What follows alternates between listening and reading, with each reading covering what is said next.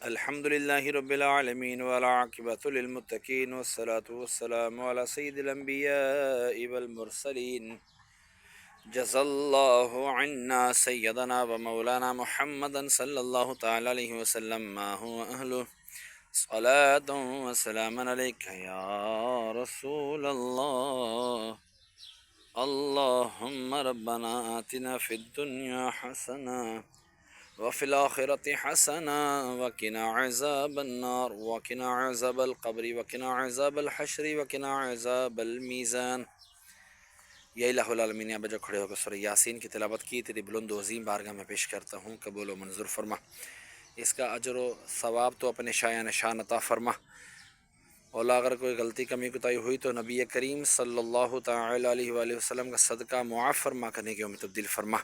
مولا جو صحیح پڑھی گی اس کو اپنی بارگاہ میں قبول فرما کر اجر و ثواب تو اپنے شایان نشان عطا فرما۔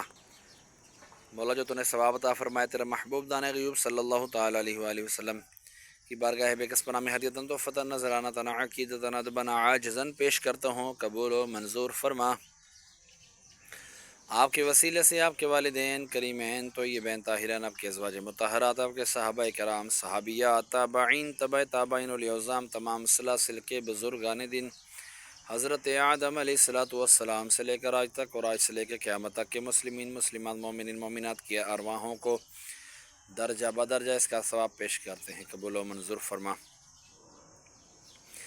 مولا بالخصوص ہمارے محسن بھائی کے والد امجد بھائی مرحوم کی ارواح کو اس کا ثواب پیش کرتے ہیں، قبول و منظور فرما۔ بالخصوص میں اپنے والدین مرحوم کے ارواحوں کو اس کا ثواب پیش کرتا ہوں، قبول و منظور فرما۔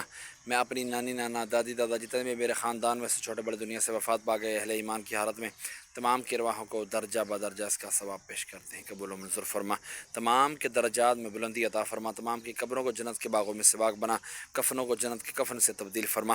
جن کے لیے کوئی دعا کرنے والا نہیں ان کو بھی اس کا ثواب پیش کرتے ہیں، قبول و منظور فرما۔ وصلی اللہ تعالی علی خیر خلقہ محمد وعلی آلہ واصحابہ اجمعین برحمتک یا ارحم الراحمین۔ لا الہ الا اللہ محمد رسول اللہ صلی اللہ تعالی علیہ وآلہ وسلم۔